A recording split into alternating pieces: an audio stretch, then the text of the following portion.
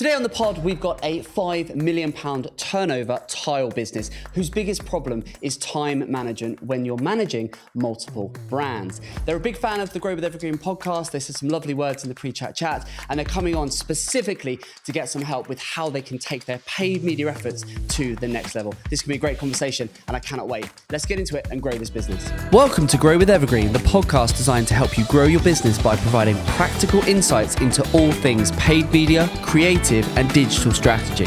Every episode, we help home, garden, and lifestyle brands with their growth challenges by delving into their business, dissecting what they're doing, and defining a digital growth strategy they can take and deploy into their business. Let's get into it.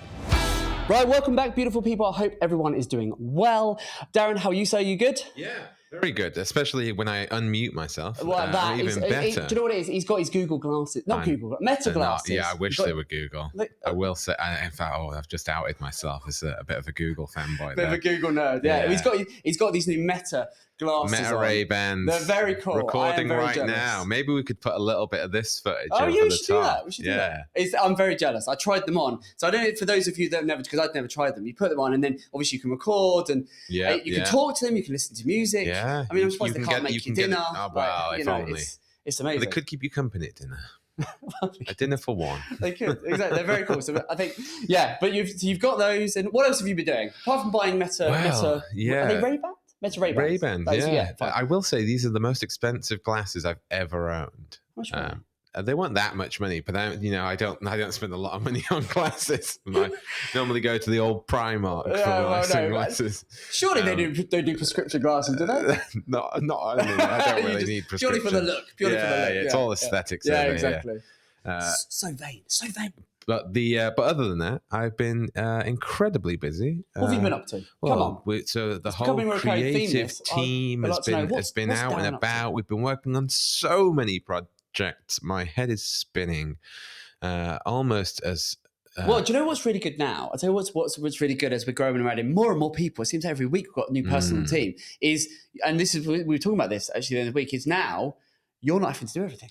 You're not having to go everywhere, which is really good, because before it'd be one of us, we'd always be out. We had a creative shoot down in Essex yesterday, and I wasn't there at all. And that's happening more and more as we're saying, well, actually, so-and-so can do here. And so, this is what happens when the team grows. It's delegation, my friends. You have to learn this, the art of delegation. Yeah. It's the ability to go, I don't have to do it. Actually, I've got one of the team that can go and do that. But of course, I'm not just sat here doing nothing. I was doing a plethora of things yesterday. Well, you are working on, so we can actually should we give stories a plug? Yeah. Because that's something. I wasn't sure if we could talk about it. Yeah, of course we can. Okay, well, good, because it means I can actually talk about the thing I've been working on. What you have actually been doing. So we're obviously, to us it's obvious, but maybe not to everybody else.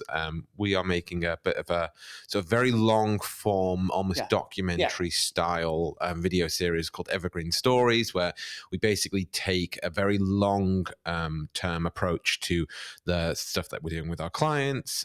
We record the whole process, as we do for the most part anyway, because we're doing our own cuts and we're doing all that sort of stuff. So, and then turning it into a proper story. It's a case study. It's a video case study. We've talked about stories before on the pod. We've talked about it through our content, but stories, we first mentioned stories 3 or 4 months ago, because we said we were working on it. We've been capturing content every week across multiple clients and just documenting what we're doing, the meetings, the catch-ups, the client calls, the going and sitting down, the workshops, the sessions, all of the stuff we're doing, the creating of all of the assets. We're just capturing little bits of all of that content, piecing it together, and then with the client, in conjunction with the client, we're just going to grow their business and document the process. And it takes obviously, we want to try and get, for the most part, about a year's worth of content. It's got to be a good package all of that up into 45 minutes ish, I think, and then we're gonna share it, and we're gonna just. And I thought, because we didn't just want to do case studies. We didn't just want to have. Every agency has case study. We thought, what a better way? Let's humanize it. Let's put. Oh, absolutely. Tell that story. And at this point in time, I'm absolutely at the puzzling together stage. It does feel like I'm sort of working with a million-piece puzzle sometimes. But this is what he loves. Huge. I mean, I do. It is the storytelling. It's piecing and you it together. It's like because a lot of what we filmed wasn't pre-planned necessarily for stories. Yeah. We just got loads of footage, and you got to find the best bits. So of the footage. That's it. And there is a little bit of how can we weave a story from the threads. That I already have. You've got, because it's exactly that. We've got lots of stuff, and we've kind of, the amount of times we have and we still are recording stuff going, we don't know how and where we're going to use this, but we know we'll use it at some point. Yeah. And we've got a lot of that. And so, but that's your challenge. That's what we love doing. It's just getting it all and actually going, how do I weave this? And now we've got everything, because the shoot yesterday was the final piece. And so now I can lay it all out on the table. Yeah. I can have my dotted lines quite literally, because you get the whiteboard out. So the way he does it is he gets the whiteboard and you kind of storyboard, don't you? You go this, and you do, and it's a very creative process. I love watching it come together. I do look like a bit of a madman when I've got it all scrolled out. But. Yeah, the first one. So the first, because we've obviously got multiple of these in the works, obviously all at different stages. But the first, we're planning to release the first one of these at the time recording in 2 or 3 weeks, aren't we? In the next 2 or 3 weeks. I say that, pressure. He's looking at me going, I was wondering what you were going to say there. Yeah. But no, it's going to be a couple of weeks, Darren. Yes. Launch next week. Yeah. No, it's going to be a little 3 while. months, you said? But I'll tell you what, so while you've been doing that, now this is actually also, this is something that I do want to share with our Uncut, it's not right. Grow with Evergreen. With our Grow with Evergreen viewers and listeners, because this is actually pure added value. So listen in, perk your ears up and listen into this, because we did a showcase last week, at the time recording last week, in the office, which for a showcase, to those who, why would anyone know outside of the team? A showcase is something we do in the office, in this very room, in our boardroom, which is our boardroom when it's not a studio. And in here, that we do a showcase, which is we bring the whole team together, and then one of the team or one of the departments in the agency will present a topic of their choosing to essentially upskill everyone else in the room and just say, here's the latest update, here's what we're working on, here's this new thing that we're working on. And essentially, it's a learning experience for an hour. We share lunch and we just have lunch, have a laugh, and we learn. And the topic that the paid search team, so Lou, our head of paid search, and her team covered last week was fascinating. It was. And it was so useful. And we all walked away, and I wrote it in, I actually covered it in my Tea Break newsletter, which is my weekly newsletter, which you haven't signed up for that. It's a free weekly newsletter, comes out every Thursday at 11 a.m. You can get it on our website. You can sign up on the newsletter link. And that comes out, lands in your inbox. And this week, I actually covered that in my Tea, because it was just so fascinating. And essentially, it was on demand gen, which, if you don't know what that is, it's a new campaign, newish. It's been around for a while. Campaign type, and essentially, I'm trying to think of the simplest way to describe it. So most small businesses, most of our audience, home garden lifestyle brands that listen to this, most of them are using Google ads to Bing ads, YouTube ads, search ads, Google, Bing, YouTube. They're also using Meta and the more social media type channels to advertise their brand, right? Promote their products and services. The old adage would say that Google is, when you think of search ads, so Google ads, it's very it's search results, it's shopping results, it's text heavy results, right? You think, we're going to run a Google ad, you think, well, we'll appear in the search results, we'll appear in the shopping results. It's not something I have a lot to do with most of the time. No, exactly. It's very search heavy. Whereas if you think of Meta, most brands would think, well, that's images, it's videos, it's carousels, it's more visual, it's more creative. And we would absolutely, if you said to us, we would say, oh, your Meta, the social stuff, that's more creative. Oh, yeah. Certainly your team. I would always have said in the past that I work more with the social team than the search team. Yeah.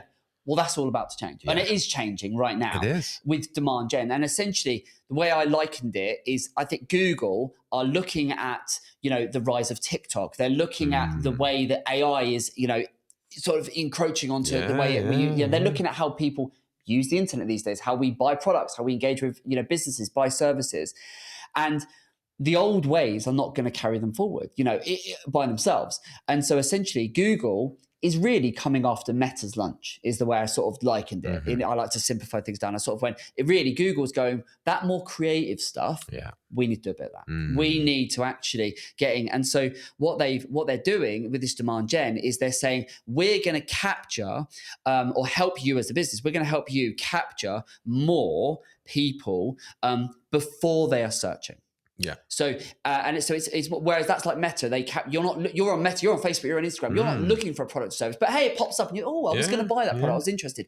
Google's is doing the same, and so that's what I mean by Google's going after Meta's lunch. It's sort of going, we want to take some of that more creative, that more visual based, way of communicating and making you go, oh, I want that product, that service. Yeah. Google's going to do that. And this is called demand gen. And Lou and her team are rolling more and more out for our clients. They're experimenting with it. And it was really interesting conversation. She was basically saying that this is a trend that they're going to lean into, that brands need to be aware of. And so when you're thinking about Google ads, actually be thinking, how do I not just have the search ads and the shopping ads and so on, but actually how do I feed it the right creative in the right aspect size ratios and all of that good stuff, but give it enough creative so it can do just as good a job as Meta at getting your brand out there in front of your target customers before they're even actually searching for you. And the good point for all of the people out there thinking if they can just do this easily is that from a creative point of view, it's all the same aspect ratios that you're already using for Meta. So you can literally just take what you've already made and then bring it over to Google. Amazing. It's so good. And so I'll give you, I've got just a little quote here because this, if you Google, so what is demand gen? This is what Google says. So it says, Google demand gen campaigns are a type of Google ads that focuses on reaching potential customers and driving demand before they actively search for a product or service. Right? That's what Google says. Perfect, right? Now, what Lou said, and I included this in my tea break newsletter, Lou then sort of further humanized this and rationalized it for the team, and I'm going to do that for you, dear watchers and listeners, is she said, unlike with search and shopping ads, demand gen campaigns, they're there to they aim to engage users across Google's visual platforms like YouTube, Discovery, Gmail, with essentially more visually appealing ads. Right. So much more creative at the same size ratio. So essentially you can repurpose all the stuff you're creating on Meta. You can take those and now put them into Google. But there are so few businesses that know they can and should be doing that. That's it. So there you go. Hopefully that's been useful. But yeah, I just had to share that because we came. I mean, I sort of know what demand gen is, but the team, the creative I've heard team, of it before. But everyone came away going, "Wow, that's amazing." We need to be thinking a lot more creatively when it comes to to Google. So there you go. Right. I think we've got a guest waiting in the wings. We need to get. So our guest today is a chap called John. He's the e-com manager at this tile brand that we've got on, which I'm going to come on to, which are essentially the Hampshire Tile Group. They've got 2 or 3 brands. It's a little bit of a mishmash in terms of they've got 2 e-commerce brands. They've got, I think, 4 or 5 physical stores. They've got trade. They've got a few things. Yeah, I was getting a bit confused when I was looking at all the websites before. It's I've got my head around now, but they've got multiple fingers in multiple pies. He's a really nice chap, and bless him. Before he came on, he's like, I've listened to pies, I love it. He's like, it's really good. He gave us a very nice little testimonial, takeaways and bits and bobs like that. So that's lovely. But that's happening more and more now. People are sort of referencing our things, saying, and they're coming to us saying, I listened to this specific episode or watch this specific. And I like that. Great. That's nice, though. I love it. It's nice to know that we're not just talking to ourselves. It's nice. It's nice to know that. And he actually said, he's like, what a treat. And I was like, fabulous. Yes, it is. We aim to please. But do you want to just set the scene for us? Come on, give us a rundown. So, yes, we have John here from, as you said, Hampshire Tile Group. And we always ask our guests a couple of questions before they come on so that we can have an idea of what we're working with. So let's run through those, shall we? First of all, we ask them what their estimated monthly revenue is. Yep. And John says that's £400,000 a month. Yeah. What size team do they have? He says 25. It's quite a big team, although I guess there's a lot of 25 people on a $5 million turnover. That's not bad. That's not bad. It's not bad, is it? And of course, we ask him to give us 3 marketing challenges. Yep. So his first marketing challenge is time apportionment. I nearly couldn't read that. Yeah. Spinning all those plates. Spinning all those plates. And actually, we had a little bit. Relate to that. We had a chat with him before, and he did talk about how he's almost. I mean, it sounded like he's got 2 different roles going on at the same time. He's got multiple roles, isn't he? Yeah. So that's definitely an issue that I think a lot of us can sort of relate to. Second marketing challenge is stretching the most from a shared budget between multiple brands. I can definitely see that one. I think it's probably something that not as many people are going to have some experience with, but I think, I mean, there's a lot of people out there who have a good thing going and they're thinking about expanding and maybe setting up another brand. So there could be some really good insights coming from this. And then the third marketing challenge the disparity between the different strategies between the brands to create a cohesive marketing ecosystem. I think we have to get a bit more of an explanation on that one. Yeah. It's a bit of a mouthful. That it is. Yeah. I'm interested to what see. What platforms are they using currently then? So currently, he says they're using Google Ads, Bing ads, Pinterest ads, and then I do believe he is using Meta. He didn't include it on the. He didn't include it on here, but we did get that out of him in the beginning. I sort of looked and was like, "You're not doing Meta? Surely you are." And he was like, "Yes, we are. Yeah, so they are. So all of the above. Yeah. And then their current marketing spend, they're currently spending £12,000 a month, but it's split between 2 e-commerce brands, 4 physical showrooms, and any physical marketing media. Lovely. And then we also ask where they want the business to be in a year. He says their sector has been hit hard by economic downturn, so any growth is the goal. And then this next one made me laugh, actually. We ask, what does your business look like when it's finished? And he answered, it gets finished. With a question mark. Well, ideally, yeah, exactly that. And then finally, we ask for 3 questions they'd like to ask you, Aaron.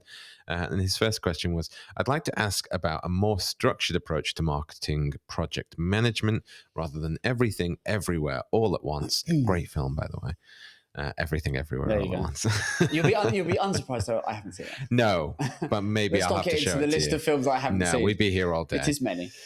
Second question, I'd like to ask Aaron's opinion on where SEO is now and where it's going.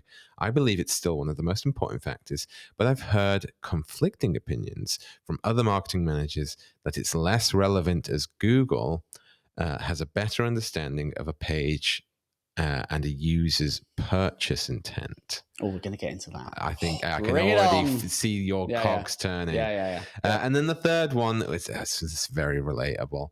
Imposter syndrome. Does everyone else just feel like they're winging it? I think most of us do. I think if I could teach anything to my son as he gets older is, like, as a child, you think all the adults know what they're doing. Yeah. Nobody knows what they're doing. We're all going day by day. And I think there's such a freeing thing about 100%. Knowing that and understanding that. So don't worry, John, or anyone else listening. None of us know what we're doing. We're all in the same boat, aren't we? Yeah, exactly. Rowing without a map. That's it. Right, cool. Let's get John on, shall we? And get into this. Yes. I think this is going to be. I'm looking forward to this. It's going to be good fun. John, are you there, my friend? Yes, I am. Hi, how are you doing? We're good. Sorry, I kept you waiting in the wings there for a few minutes. But yeah, really appreciate being on. A very warm welcome to the Grow with Evergreen podcast. Thank you so much for joining us. Do you want to just give 30 seconds, the business? Over to you. Okay, well, yeah, first of all, thanks for having me on the show. As you said before, I am a listener and I do love it. Okay, so I am definitely a multi-hatter. I'm the e-commerce manager for Tile Fix Direct and London Tile Company. I'm a small business owner at Rail Fixings, a podcast host. I'm not going to plug that, don't worry.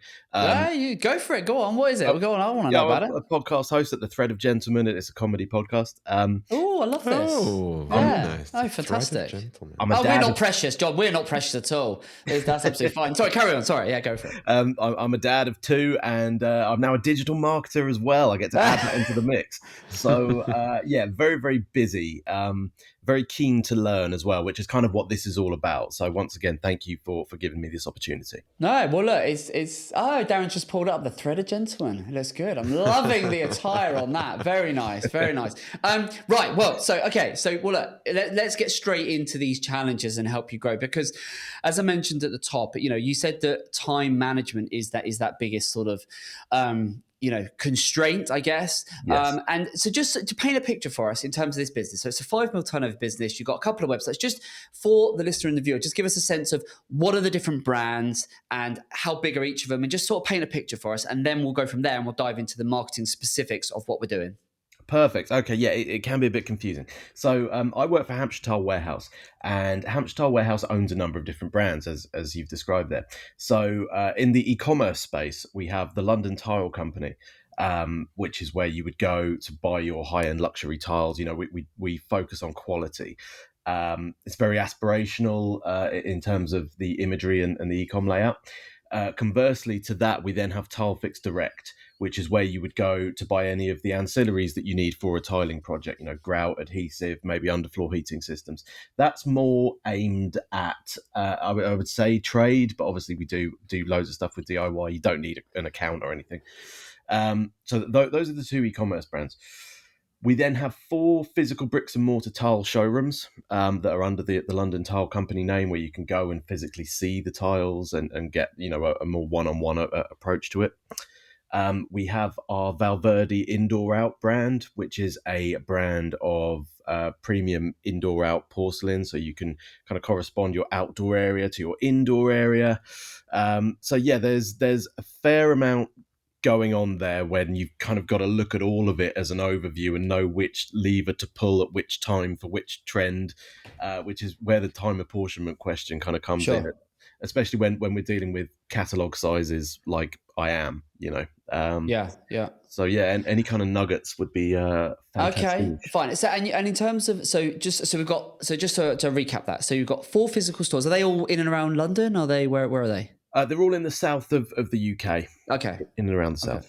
So we've got 4 physical stores. Then we've got the sort of parent website, which is Hampshire Tile Warehouse, and then the 2 e-com. So London Tile is it .co? I think it said it is .co.uk. So, yeah, .co.uk, and then you've got tilefixdirect.com. So those are the 2 websites, and we've got that the London Tile is primarily tiles, and then Tile Fix Direct is more the ancillary products. Yes, perfect. Yep. And then you said in terms of size, just so we paint a picture. So the London Tile has sort of hundreds, maybe a few thousand products in terms of all different SKUs to give us a sort of size of that business. And that's about 40% of the e-commerce revenue. And then Tile Fix is, you said that's got tens of thousands of products. And that is about 60% of the e-com revenue. Yes. And the e-com revenue as an overall apportionment to the business is about 1/3. And then the other 2/3 is sort of showrooms, distributors, trade.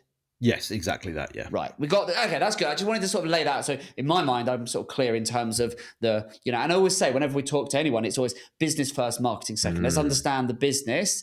And then we can look at, right, from a marketing perspective. So, I mean, it does sound like you're spinning multiple plates, wearing a lot of different hats in your role.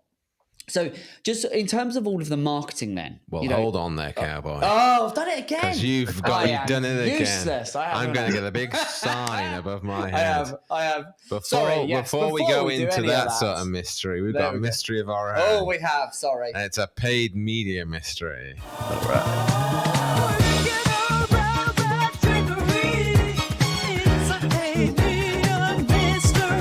I promise. Can I just say one episode? Yeah. At some point, I will remember to do this. I promise. That's fine. Every single time. I believe you.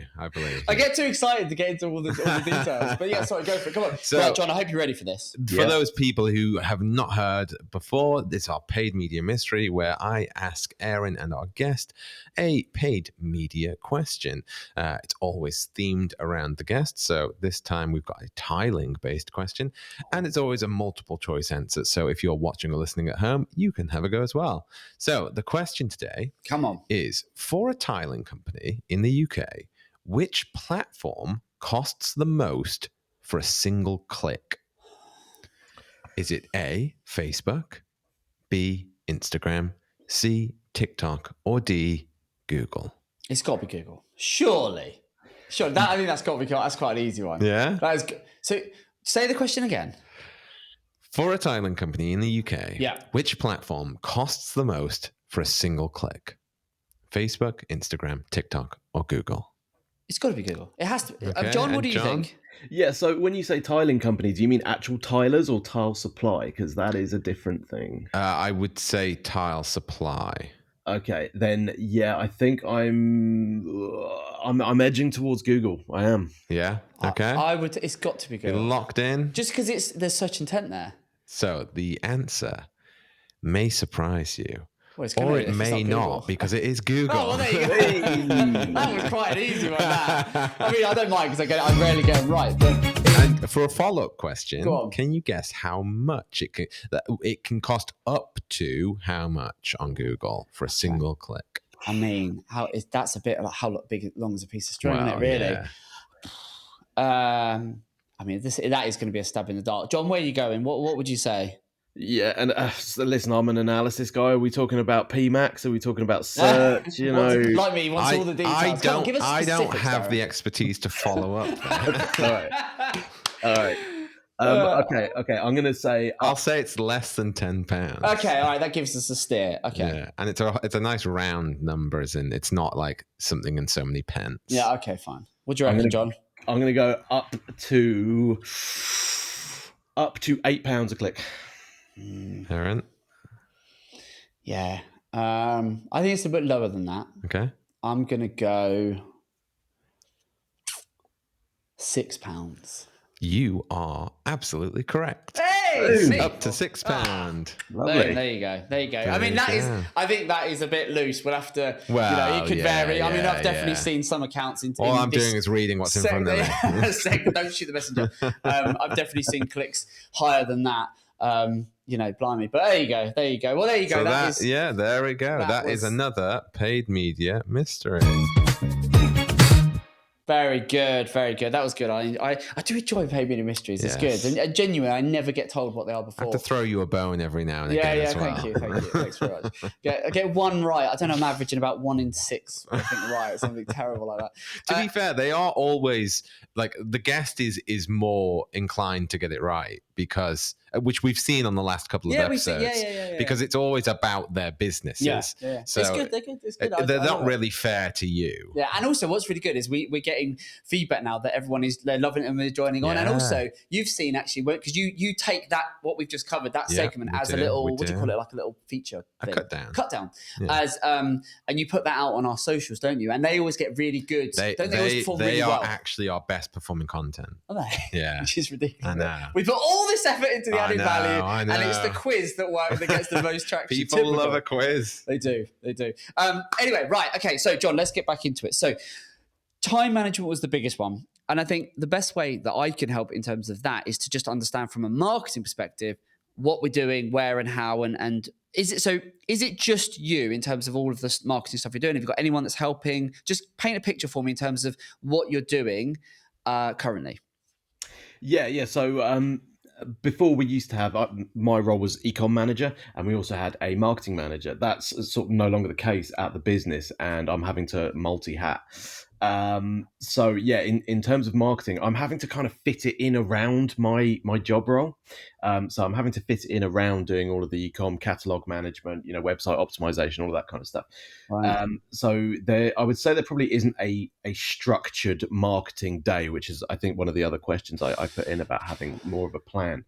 Yeah. It's mainly just, if I've seen something or something someone else is doing, or maybe I've had a call with Google. A great example of this is last week I had a call with Google, and they were saying, well, you've got this ROAS value set. Maybe it would be good to try, without a ROAS value, still obviously on a PMAX basis. And yeah, because I'm kind of getting back into this now, having to multi-hat both roles. It's really trying to understand what the campaigns are, how they've been set up. Again, another working example is our PMAX. They're all done with custom labels based on the margin.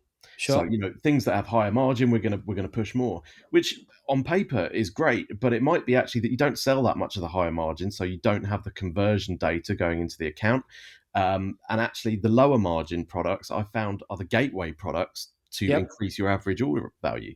So plenty to do, I would say, at the minute. If I'm being honest, I'm playing at it around my role. So your insights would be really helpful on this. No, it's fine. I can definitely help. The most help I can give you is in terms of the Google, the Meta stuff, specifically in terms of from a market, like actually you mentioned PMAX and stuff. I'm more than happy to delve into that. But I think the most obvious question I want to ask at this point is, as a business, is there plans to bring someone else? Because there are only 24 hours, in the day, and you've got to sleep and eat. So, is there plans to bring anyone else in to help you, or is this a case of you've got to make this work? And what is the business plan for that? Do you know? Yeah. There is plans to bring someone else in. Right. I don't have a time scale for that, and there is also a sense of make this work at the same time. Sure. So yes to all Okay. ticking I every think box. because yeah, I mean, if we just think business basics, right? The more focus and time and energy that you put into any of the platforms or anything you're doing, right, the better the results you're going to get. These platforms, if you let Google, Bing, YouTube, Meta left alone, they will absolutely run. You can set and forget. You can just let them run and run and run, and they will run on full autopilot. You can enable auto apply recommendations. You can have Google do its thing and tell you to remove the target ROAS and the PMAX targets and all of that. I mean, don't. But you can do that, and it will run, and it will probably perform okay. Yes. But it's like anything. The more focus you put on something, the better it's going to get, the better results you're going to get. And so I think in this scenario, if when I'm talking to a prospect in this scenario, I always say, look, what we've got to do before we get into the specifics of the marketing is kind of start with the end in mind. So if I were in your shoes, what I'd be saying to your boss or whatever is I'd be saying, well, look, what is the end goal here? Over the next 2, 3, 4, 5 years, what does the business need to look like? So if we're a 5 mil business turnover now, and in the next 2, 3, 4, 5 years, what does that need to look like? Oh, we want to say, I don't know, we want to be a 10 million pound business in 3 years, 5 years. Then I would be going, right, and what role do we see the online side of the business playing? Because, between the two websites, if it's about a third, that's what, 1.5 circa, to keep the numbers simple, say 1.5 mil turnover across the two websites. What does that need to look like in the next 3 years? And I would be looking at it very much with that lens. And I'd be going, okay, so in 3 years, these two e-commerce businesses need to be doing 3 million between them. And then from there, I'd be looking at, and from an each brand perspective, and I'd be looking at, what additional resource do I need in terms of hands to help with that delivery and who's responsible for what? Because as you say, if you're trying to spin all the plates, that's going to be increasingly difficult, particularly if you want to grow. There's no doubt that, your Google ads and your Meta ads and all of these platforms can help. And if you're getting the ROAS, where you need it to be and so on, they can have massive value. But I think what I would then do, so I would start with the end in mind in terms of as a business, where do we want to be? And I don't know if have you done that? Do you know what the business plan is in terms of the growth trajectory? Yeah, and it's vaguely aligned with what you just said in terms of the figures. Okay. So that's the kind of rough roadmap. It's just how do we get there once we got there exactly. heading. Well, I think the reality of it is, you can't do everything. Like you as a one man, you can't do everything. That is gonna, and feel free to pass this on to your boss and have listen back to this, can back you up in terms of you're gonna need some help. There's only so many hours in the day. But I think understanding that end goal, I think is the key thing that I always push back on any business I speak to, and I say, well, what are we trying to build here? What does it look like? And I'm amazed how often we don't really know. We're too busy in the thick. We're in the doing right now. We haven't really had a minute to think about what this business needs to look and feel like in a year, 2, 3, and so on.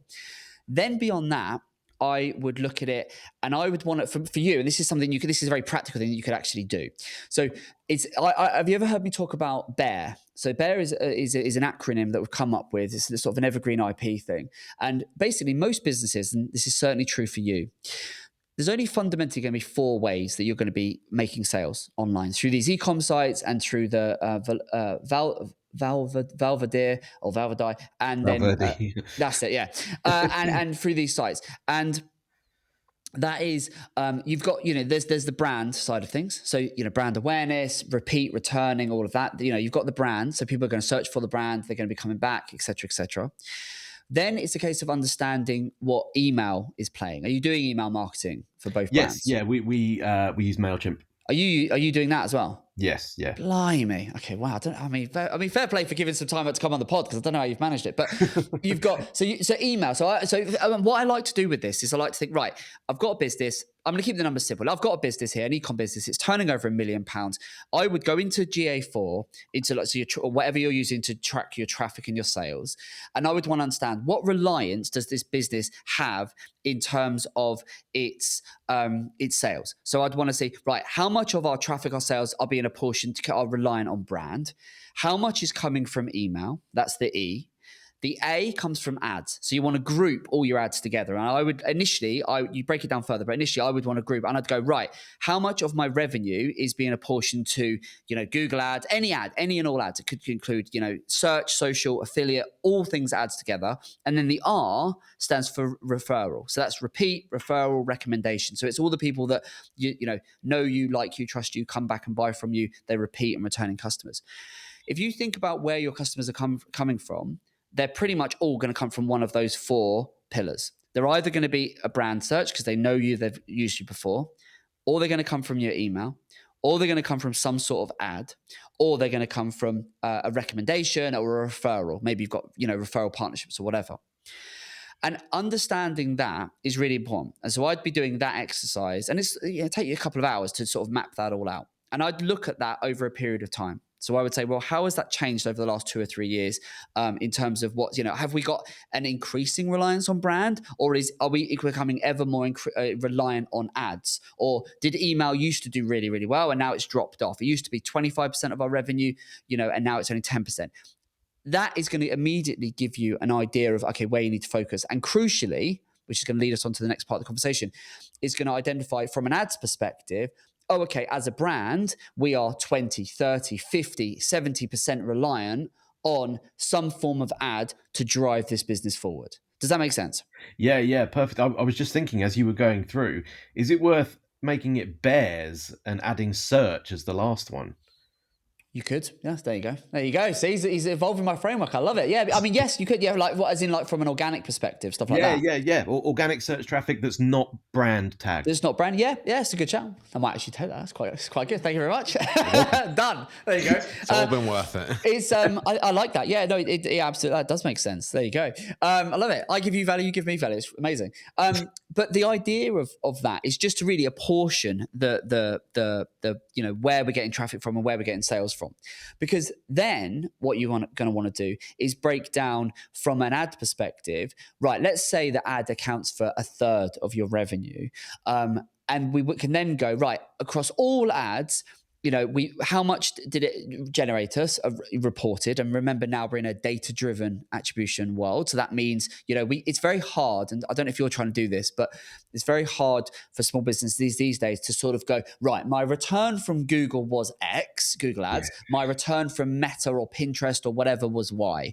Before we go any further, are you enjoying today's episode? If so, you'll love our other show, Tea Talks. They're short, informal chats where the Evergreen experts and I share actionable nuggets on all things paid media, creative, and digital strategy that we use daily when growing our clients' businesses. And best of all, much like this podcast, it's completely free. So if that sounds like something you'd be interested in, see the link in the description. Now, let's get back to it. Are you trying to do that, or do you sort of look at it as the whole? Yeah, no, I do. I do get really granular with it, and I really struggle as well because we're on the BigCommerce platform, right? And I get different figures from BigCommerce as I do from the Google platforms. So yeah, you go down that rabbit hole, right? And you're getting conflicting information because all of these platforms, they're all walled gardens. They all want to over-report because they all want you to spend more with them. Go, you'll look at Meta and it'll tell you one story. You'll look at Google Ads, it'll tell you another story. You'll go into GA4, it'll tell you something else. You go into BigCommerce, it will tell you something else again, which is why. And I think it's good to track those because you can see fundamentally if there's been a noticeable shift up or down on any of those platforms. But do you also look at it as the sum of all the parts together? Yeah, definitely. Yeah. So, and I think that's the way, because a high tide raises all the boats, right? So I think what I'd be looking at is, right, what's our reliance as a brand on paid advertising? And then I would be saying, right, now what did we put in? What was our total marketing spend across search, social, whatever we're doing over in the last couple of years? And what was the overall return? What is that? Do you know what your sort of overall return is, or if you're tracking per channel, do you know how that's sort of performing? Just give us a little insight on that. Yeah, so the one I've got in front of me now is just for TileFix, so it's going to be a slightly different flavor to everything else. But we've got a ROAS of about 9 on that. Fine. That's obviously just on the ads because that's the data. But in terms of the split, I'm just having a quick look through here. So ads is our top performing revenue maker, but direct and search is very, very close behind, almost 50-50, I would say. Then we've got emails, which is not very much at all, and referrer, which is even more de minimis from that. Okay, interesting. So there's a few things there. So email not being very much at all. What are you, that straight away, I'd be looking at that because we've got some clients, email should be a good channel for you, because this is, are you do like you could do dynamic email where they look at product that they didn't purchase. You doing any of that, or are you just not getting to time? Yeah. So we're obviously doing abandoned cart and things like that. But in terms of email mailouts, as I say, I've very recently taken this on. The mailouts have been very much, we're launching this new product, here it is. I would say to 90% of the audience, that specific product is not going to be relevant. No, exactly. So and I think things we can do. I think you're right. It's the follow-up sequencing that's where you're going to make the money, and that's where I prefer the generic stuff. People don't need the product until they need the product, right? So, but the follow-up sequencing, I'd be all over that like a rash, because that is very, very powerful in terms of you want to capture someone. I would definitely be doing that. So, I think that's a key thing. Now, and the other thing that you just mentioned there, so just if we delve into Google, because in fact, before we do that, the marketing split, you said you're spending about 12K. Where is that being a month? Where is that being apportioned? How much of that is going into Google Ads? Let me have a quick look at the data. Even just roughly as a sort of, as a... Yeah, I would say out of that 12K, 9 is probably going into Google 75% of your marketing budget, your ad spend is going into Google. Yes. So if we look at Google, how is that campaign structured? Because you said you've taken over, you're doing it, but you're not an expert at it. So that's something I want to be able to give you some very specifics if I can. What does that look like? If you're going to, what campaigns are we running? Yeah, sure. Okay, so looking at Tilefix first, I have got a 1p max campaign, and the reason I've got it into one is just so there's enough conversion data. How many conversions are you getting a week? Okay, so on the P max last month, we had 141.45 conversions. Okay. Is that question on that? Is that, so you've got one Performance Max campaign. Yes. How many asset groups within that? Within that, we have got... right, so I've got a 1, 2, 3, 4, 5 within that. And are they feed only, or have you got any that are feed only essentially? Yeah, they all come from a feed and they put into the. But are they filled? Have you got assets in all of them as well, or have you stripped out everything to be just feed? No.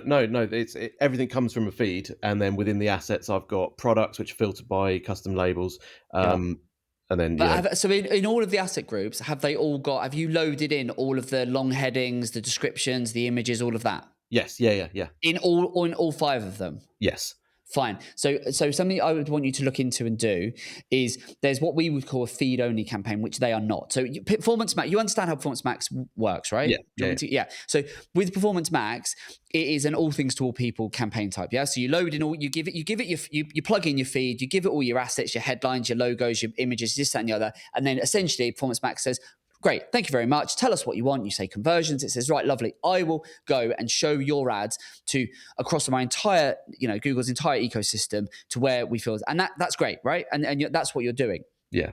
What I would, as an e-commerce brand, looking at what in terms of the products you sell, I would be doing feed only, which is where essentially it's in the same campaign, but you strip out all of the assets. So you remove the logo, you remove the images, you remove the videos, you remove the headlines and the descriptions, and you basically force that campaign to only show the shopping results. Okay. And the reason for that is because I would guarantee, I don't know if do you ever run scripts on your Performance Max campaign? Do you ever sort of pull scripts to look at your performance and actually break down how Performance Max is actually performing? Do you know how to do any of that? No, I don't do that. I'm very much at an overview point. More than happy to, as a little, because I always sort of want to help our podcast guys. I'm more than happy if you want after this, follow up, send me an email. I'm more than happy to loop you in with my head of paid search, Lou, and I get her to show you, and she can run some scripts, because I would pretty much guarantee that your account will be, in terms of where your sales are coming from that Performance Max campaign, most of that will be coming from the shopping feed. Yes. Yeah, that would common sense would dictate that's correct. Yeah. Yeah. Right. But what you're doing is you're saying to Google, show my ads on the shopping feed, yes, great. But also you have free autonomy to show my ads in Discovery, in Gmail, in here, there, and everywhere. What you want to do is kind of crowbar and force Google to only use the shopping feed. Right. Because, for example, if you cast your mind back, I know you weren't in this role then, but even if you look at the data, I'll bet you pre-Performance Max, where your shopping campaigns, I bet they were performing better than you're getting on Performance Max these days. Yes. Yeah, definitely. Yeah, that's exactly the point. So what you want to do is you want to, and it makes sense because that's how people for these types of products, tiles and the ancillary products, people are going to search for the product they need very specifically, and then they in the shopping feed, those blocks that appear at the top, they're going to have you're going to see the picture, the price, and then the link to go directly and buy the product. So that's the best possible user experience. So what we want to do is force Performance Max to do that. Yeah. And it's called a feed-only campaign. So and I would definitely experiment it. You're not going to turn all your current stuff off, but I would be taking a subset of the products and I would say we're going to just force this to be feed-only and we're going to compare. Run it for 8 weeks, compare. I would almost guarantee you it will outperform what you're currently doing. Oh, brilliant. All right? And can I run that as an experiment within? Yeah, you can. Yeah, speak to Lou, and I'll ping me an email afterwards, and I'll loop you in, and she'll be able to run this for you, or give you the scripts and show you how to do it. That will be very, very good. It'll be a really good experiment for you to run, 100%. Brilliant. Thank you so much. That's great. So we've got that. Now, are you also what other campaigns are you running within Google Ads at the minute? Okie dokie. So going back to the screen. So for TileFix, we've got that PMax, and then we've also got a brand, which is just a search one. So you've got branded search. Good stuff. Okay. Yeah, Anything else? Not for TileFix. Within London Tile, I have got search campaigns for the showrooms. That's more kind of local, just to try and get people there. I've also got PMax ones for the showrooms based on the different stock that they hold there. I have a PMax for tiles. Again, just one for the conversion data. Yep. And then I also have a separate PMax for the Valverde brand. Okay. And are they all getting enough conversion data flowing? Are we feeding it enough?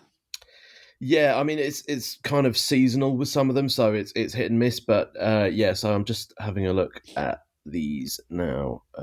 Conversions, yeah. So the lowest one of our showrooms last month conversion was 8.36. That's the lowest, but most of them are sort of between. I would say the average is about 60 conversions.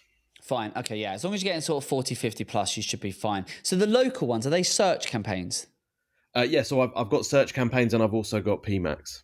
For each of the showrooms? Yes. Are they individual campaigns? Yes. Because are they but you've done that to geographically set them based on their area? Yeah. And also just for budget control, because each showroom has a different budget. Gotcha. Fine. Okay. Makes sense. Okay. And in terms of, so that's for and it's, okay.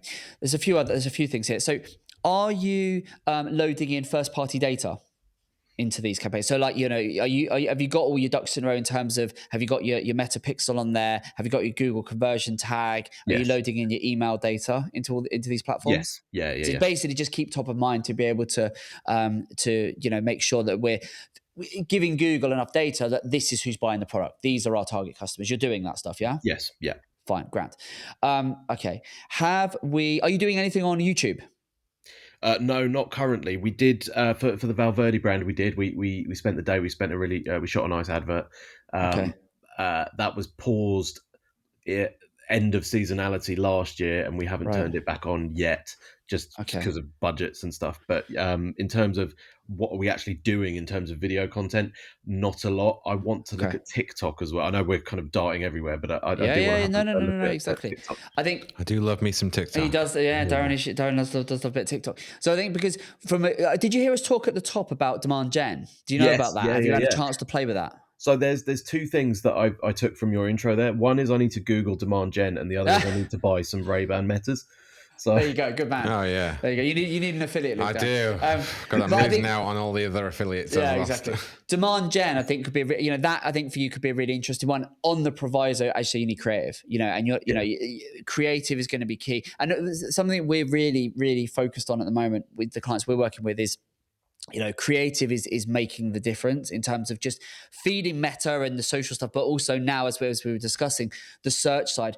You can't feed it enough creative, and that started with Performance Max in terms of that you're feeding Performance Max as the last 3 or 4 years all of the assets, which is great, and now with Demand Gen, it's just going to the next level. It's wanting more creative, it's hungry for more assets. So the more we can feed that, the better it's going to do, and that will open you up, because I think YouTube and all of these discovery platforms where they can find you and they can find the brand. Oh, and particularly from a localized, for London Tile, that's very interesting, because if you can be feeding it enough first party data, and then it's localized, and then you're capturing people, it's that I didn't know they were 10 minutes around the corner, or, oh yeah, I was going to buy that, or I will go to these guys, that. And the good thing is, I can't think of the stat that Chris shared, our paid search manager, when they did the presentation, they were getting clicks for, I think, 3 pence. Wasn't that like some of our clients? Yeah, there was something. It was like he was saying, and these are really good quality, relevant clicks, and they were quite literally pennies. It was amazing, and these is good quality, localized, targeted traffic.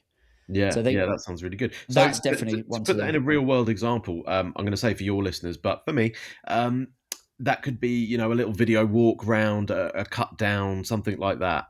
All of the above. I think you've got to try it. I think with all of the creative, I always say let the data do the talking. So, trying all of these things. UGC style stuff you're loving at the moment. We're doing we're doing a lot of that. To give you an example, we've got a brand that we're working with fairly recently, and one of the things that we're making sure that we're doing is we're just doing so many different types of creative. And the fortunate thing about the brand that we're working with is that they're very sort of happy for us to take a lot of the creative freedom with this. And it's, to be honest, how we work best, because it means that we've made ads where it's sort of very graphic design based, very sort of motion graphics ones. We've got some that have people in, we've got some that are very sort of stylized and very sort of almost your more generic ad type.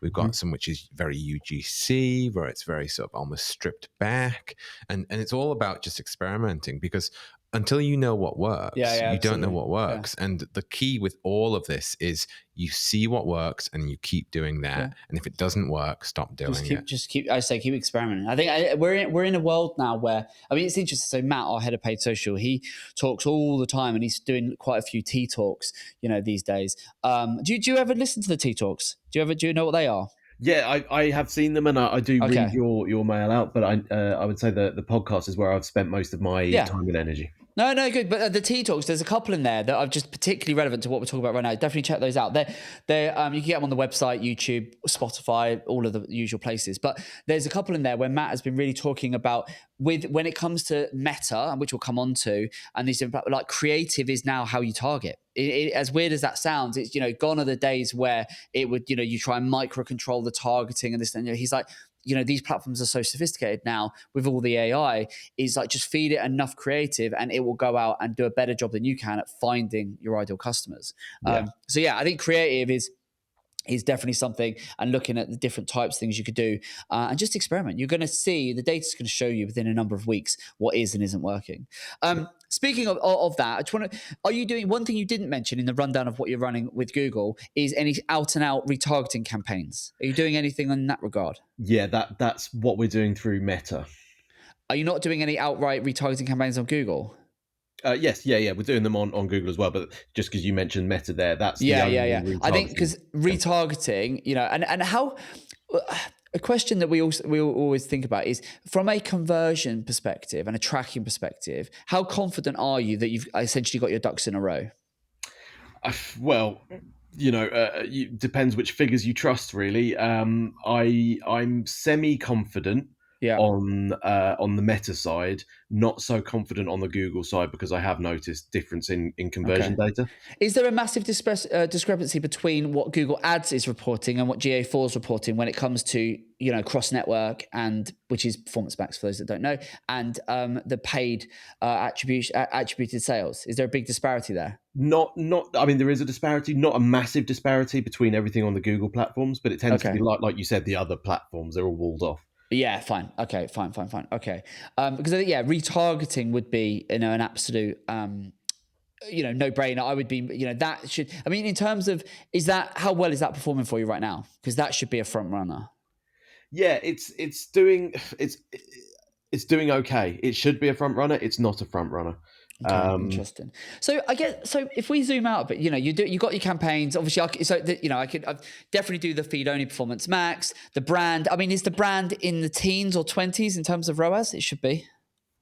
Let me have a quick look at it. To be honest, which brand specifically are you? No, I just mean as in your own brand search like that. Your brand. If you're running a brand campaign, that should be like printing money.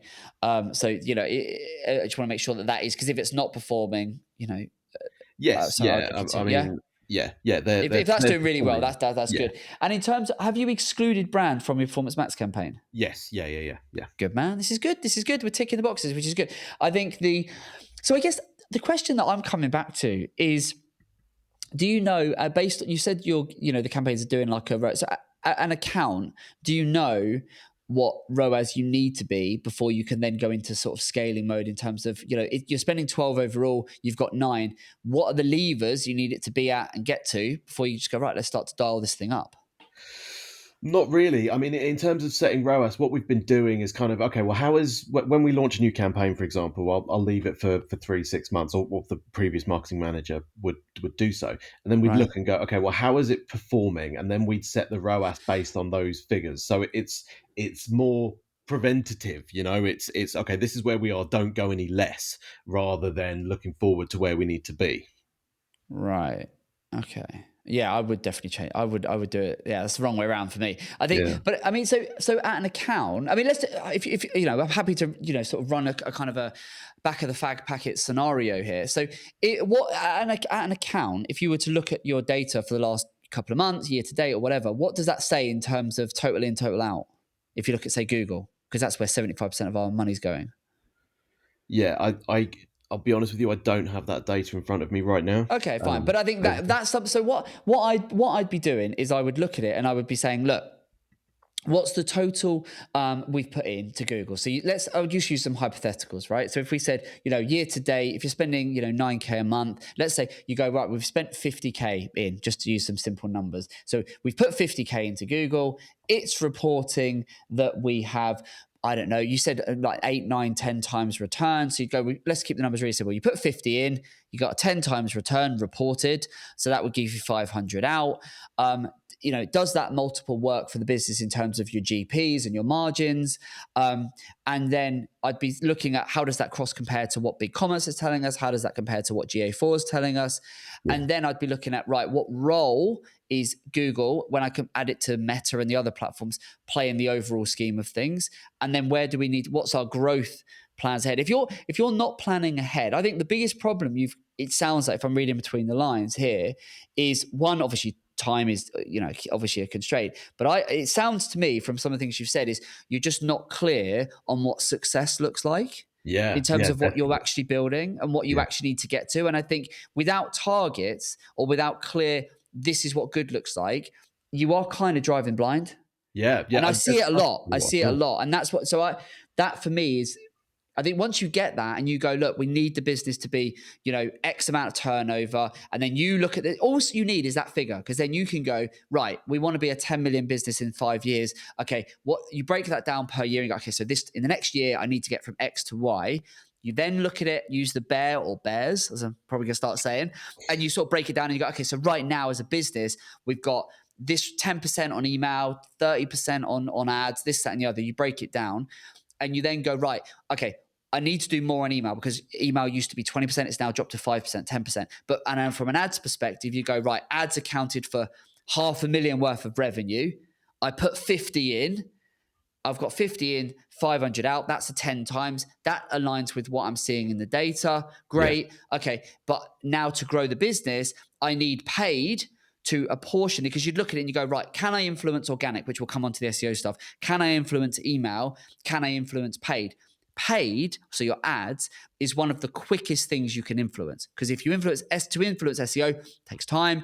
To influence brand, that's sort of a domino effect of everything else you're doing as a business.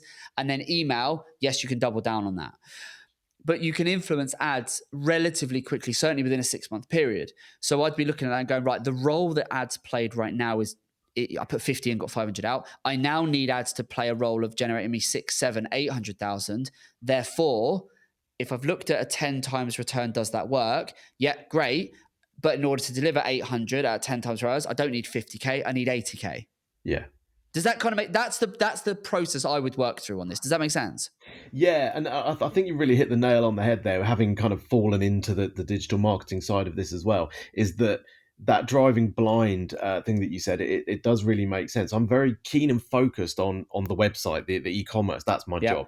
Whereas this, really there isn't a strategy, and sitting down and doing the bears thing, I think is going to help us dramatically. I love it. I think that's what that is for. I think that is it's a really simple. I love it. And everyone watching, listen, you can do it yourself. The bears, use bears. There you go. You've got John to thank for that, for the S. But, brand, understand, what role does your brand play? What role does email play? What role does ads play in terms of revenue or leads or whatever it is for your business? What role does the refer or recommendation, those repeat customers?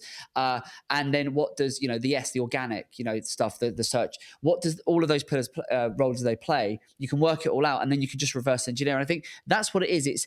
I think the biggest thing, for you, there's a few practical things there in terms of go and look at Performance Max and stuff like that. But it sounds like if you've got first party data, if you're leveraging retargeting, you've got multiple asset groups, you're feeding them enough conversions, you are excluding brand.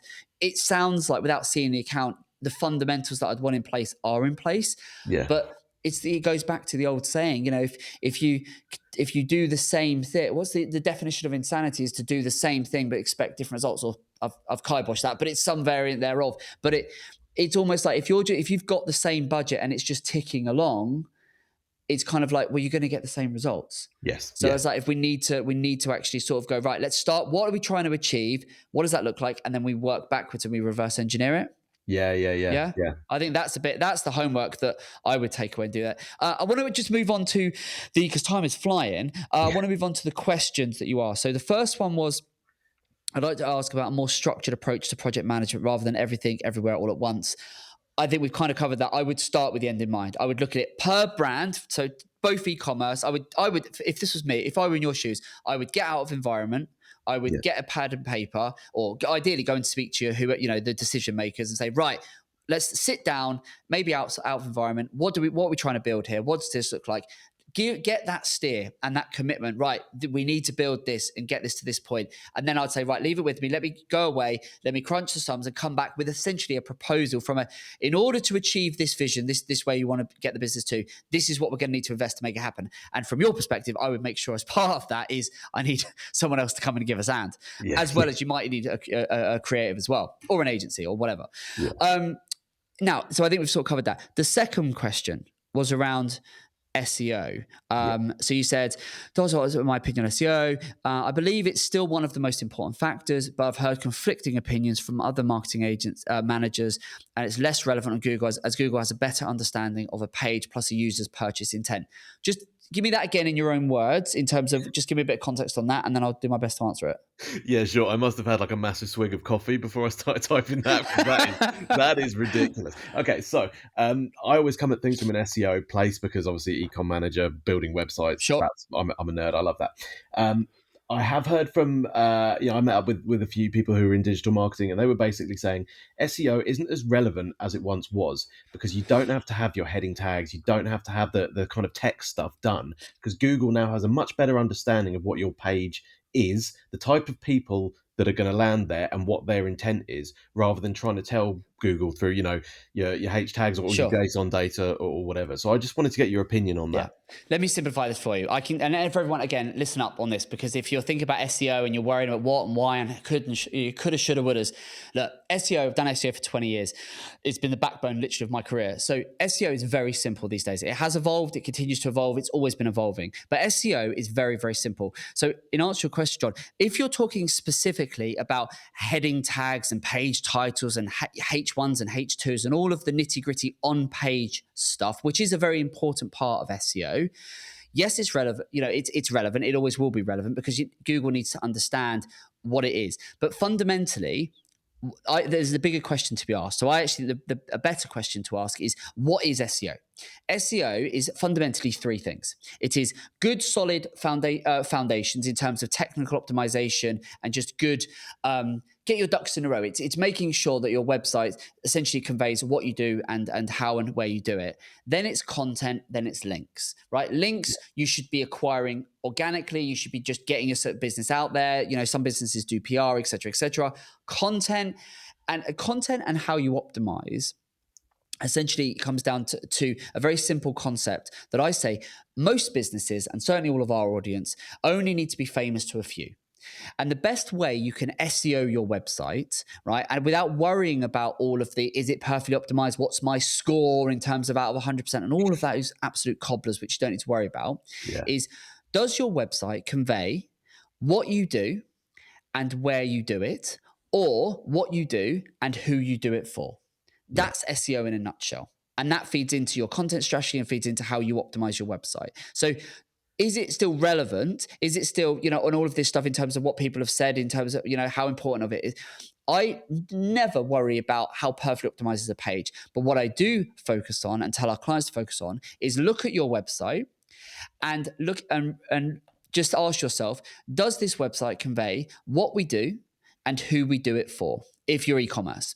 For your business where it's more localized, where you've got the branches and you've got a physical location, it needs to be, does this convey what we do and where we do it?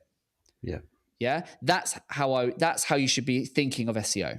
Yeah, perfect. That makes Does that make sense? Yeah, totally. And I think so from an on page, does it say this, kind of the Ron Seal approach? I like that, you know, the Ron, you know, say it on the tin. It's like that. It's like, look through our website. Does this website clearly show this is what we do and this is who we do it for, which would be for Tile Fix Direct. Does it convey this is what we sell and this is who we sell it to, right? For the London tile, where it's the localized stuff, this is what we do and this is where you can find us. And that's how you optimize, right? Don't sweat and worry about, oh, is this tile perfectly optimized and does it fit? That you don't need to worry about. But what you do need to, and most businesses, where most businesses fail, particularly local, well, not all businesses, but where local businesses, those that are focused on a specific geographic region, where most fail is they are very good at saying this is what they do. So, oh, we're a tile showroom, we're a hot tub showroom, we're a this, we're a that, we're a this store, we're this sort of business, we're that sort of business. But they will just say that's what they do. And they forget and this is where we are. And the amount of pages I'll look at and they'll go, this is what we do, but they forget the where we do it. Or if they're e-commerce, a lot of them will say, this is what we sell, but they won't make it clear who they sell it to.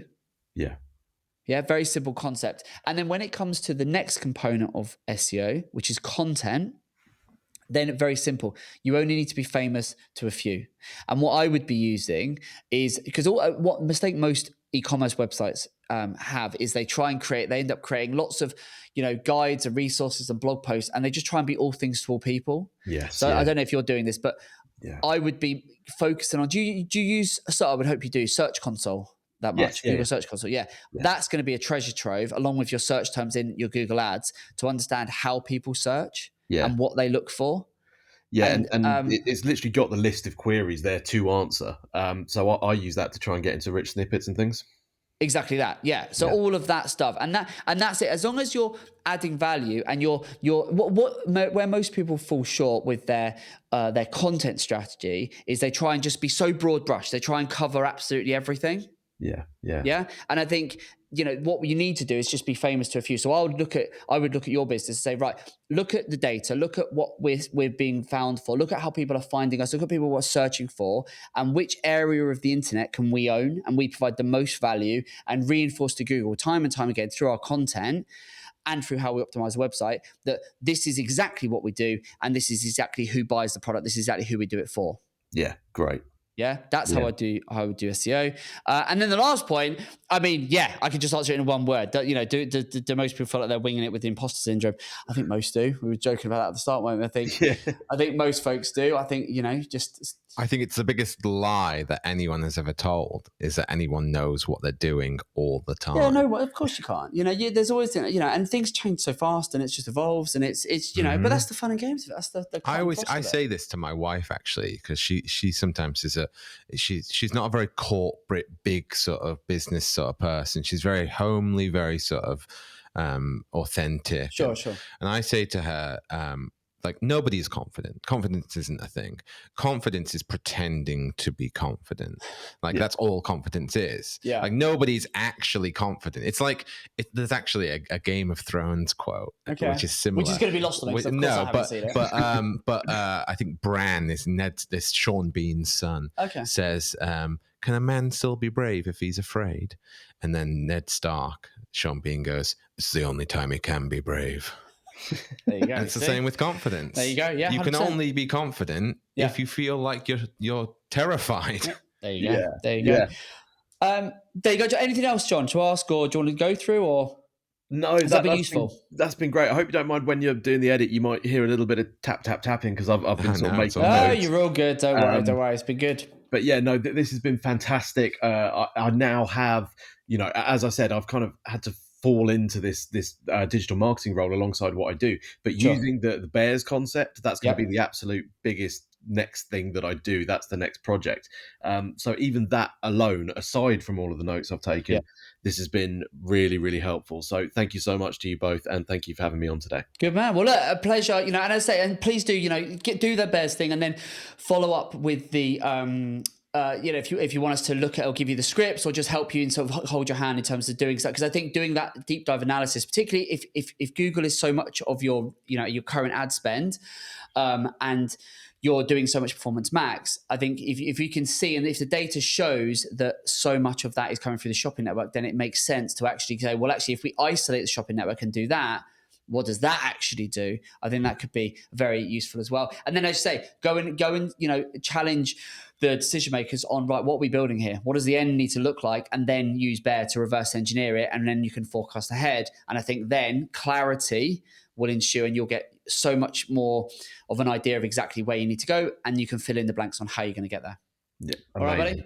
Yeah. Thanks so much. Look, I've loved it. It's been a really, real joy having you on. So massive thank you for coming on, and best of luck with it. Cool. Thank you so much, guys. All the best, buddy. Take care. Well, there you go. That was a good conversation. That was a really good conversation.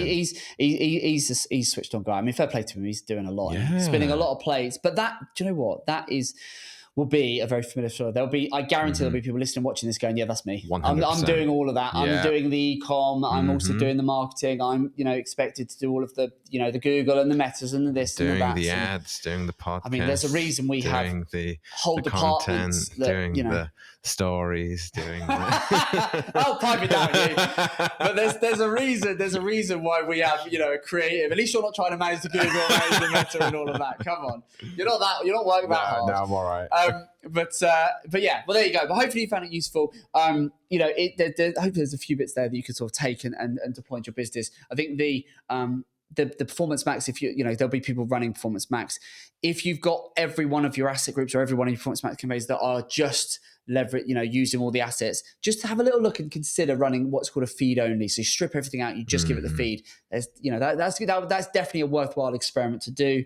And as we said, we've said numerous times on the pod is make a point of starting with the end in mind. So understand what you're trying to build. The amount of people that are in doing the do and they're not clear on what and where, like what does the end look 100%. Like? It doesn't have to be finished, done, right, that's it, everything. But it's like, what am I headed towards? Yeah, when you get that, it becomes so much easier to I'd love to know how it goes.